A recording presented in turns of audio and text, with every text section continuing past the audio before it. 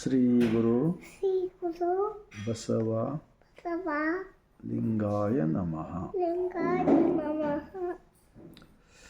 ಇವಾಗ ಒಂದು ಜಗನ್ಮಾತೆ ಜಗನ್ಮಾತೆ ಅಕ್ಕ ಮಹಾದೇವಿರವರ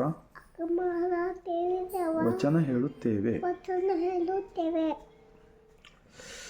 ಉದಯ ಉದಯ ಅಸ್ತಮಾನವೆಂಬ ಅಸ್ತಮಾನದಿಂದ ಎರಡು ಯಾರು ಕೊಳಗದಲ್ಲಿ ಕೊಲ್ಲಗಳಲ್ಲಿ ಈ ಆಯುಷ್ಯವೆಂಬ ಈ ಆಯಸ ಎಂಬ ರಾಶಿ ರಾಶಿ ಅಳೆದು ಅಲೆದು ತೀರದ ಮುನ್ನ ಶಿವನ ನೆನೆಯಿರೆ ಶಿವನ ಶಿವನ ನೆನೆಯಿರೆ.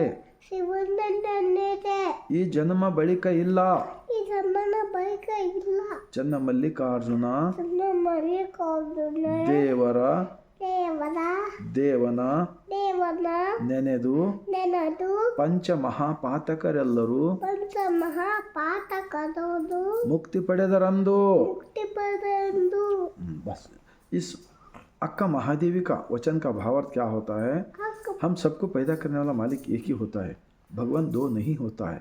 वैसा भगवान सबके अंदर है. अंदर का मालिक के साक्षी से रोज जिंदगी करो. खाना पानी हवा सब कुछ जो धरती पे देने वाला मालिक अपना अंदर होता है. इस अंदर का मालिक को याद करके सच्चाई से जिंदगी करो. जब आप लोग सबको रोज मुक्ति मिल सकता है. तो मरने से पहले, बूढ़ा होकर जाने से पहले रोज़ जवानी के अंदर रहते वक्त याद करो, कहते हैं अक्का महादेवी. इस वचन के साथ हमारा अल्लामा प्रभु और मैं दोनों आप सबको पूरे भारतवासियों को विनंती करते हैं. 145 करोड़ भारतवासियों को ये वचन का विचार पहुंचाने का कोशिश कीजिए. आप जब देशभक्त बन सकते हैं, राष्ट्रभक्त बन सकते हैं.